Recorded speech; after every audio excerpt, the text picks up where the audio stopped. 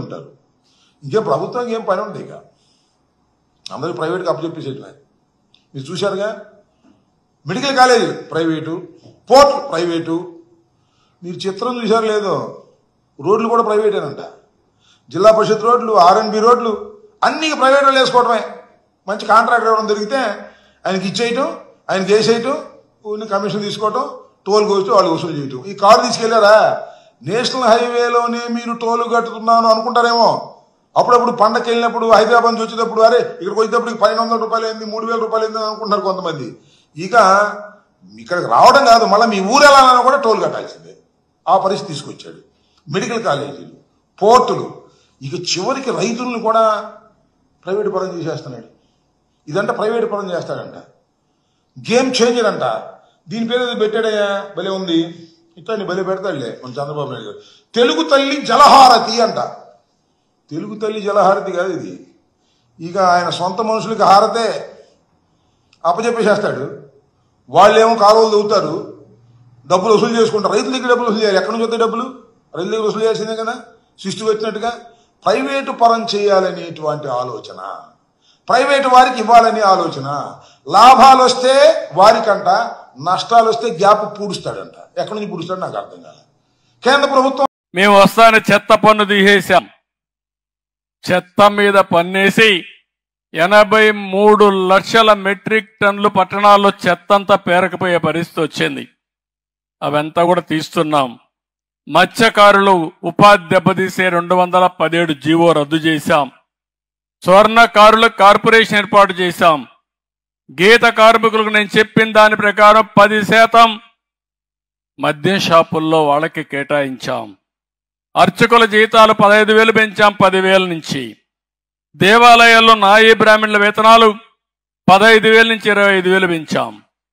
చిన్న చిన్న దేవాలయాల్లో దీపారాధన కూడా బాధలుంటే దూప దీప నైవేద్యం కోసం 10,000 రూపాయలు ఇచ్చే కార్యక్రమానికి శ్రీకారం చుట్టాం. వేద విద్యార్థులకు 3,000 రూపాయలు నిరుద్యోగ భృతి ఇస్తున్నాం. చేనేత కార్మికులకు జీఎస్టీ ఎత్తేసాం. గృహ నిర్మాణానికి అదనంగా 50,000 రూపాయలు ఆర్థిక సహాయం చేశాం.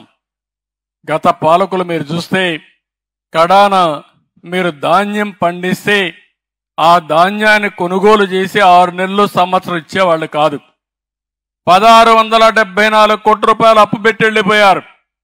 ఆ అప్పు కట్టి ఈరోజు 48 గంటల్లో మీకు డబ్బులు మీ అకౌంట్లో వేసే బాధ్యత నేను తీసుకున్నా.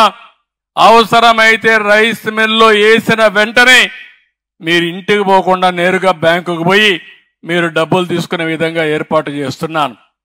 అంటే నేను ఒకటే ఆలోచిస్తున్నాను, టెక్నాలజీ ఉపయోగించుకుందాం, మీలో కూడా చైతన్యం తీసుకొస్తాం. ఎక్కడికక్కడ సమర్థవంతమైన పాలన ద్వారా మీరు ఎవ్వరు కూడా ఇబ్బంది పడకుండా సుపరిపాలనతో ఇలాంటి కార్యక్రమాలు చేయాలని చెప్పి ఆలోచిస్తున్నాం. ఇప్పుడే కృష్ణదేవరాయలు గారు చెప్పినట్టు మళ్ళీ డ్రిప్ ఇరిగేషన్ కానీ, ఇంకో పక్కన మైక్రో ఇరిగేషన్ కానీ, ఇంకో పక్క ఆధునికమైన పనిముట్లు ట్రాక్టర్స్ కానీ, ఇవన్నీ ఏవైతే ఉన్నాయో అవన్నీ కూడా ఇంట్రడ్యూస్ చేస్తాం. మోడర్నైజేషన్ అగ్రికల్చర్లో తీసుకొస్తాం. కడాన డ్రోన్స్ ద్వారా వ్యవసాయానికి కూడా శ్రీకారం చుడుతున్నాం. మీరు రాబోయే రోజుల్లో ఎక్కువ రైతులు కష్టపడాల్సిన పని లేదు, తెలివిగా కష్టపడాలి. హార్డ్ వర్క్ కాదు కావాల్సింది, స్మార్ట్ వర్క్ చేయాలి. ఇంతవరకు మీ పొలంలో తెగులుందంటే మీరు మామూలుగా చూసి, లేకుంటే మీ మందుల షాప్ కూడా చెప్తే చేసేవాళ్ళు. అట్లా కాకుండా మీ ఫోన్లోనే మీ పొలంలో తెగులుందా లేదో చూసి, తెగులుగాని ఉందని మీకు అనుమానం వస్తే డ్రోన్ రమ్మంటే ఎక్కడ తెగులుందో అక్కడే మందు కొట్టే ఏర్పాట్లు చేసే విధంగా ఈ ప్రభుత్వం శ్రీకారం చుడుతున్నాం. నేను ఒకటే ఆలోచిస్తున్నాను, వ్యవసాయంలో ఖర్చు తగ్గాలి, ఆదాయం పెరగాలి.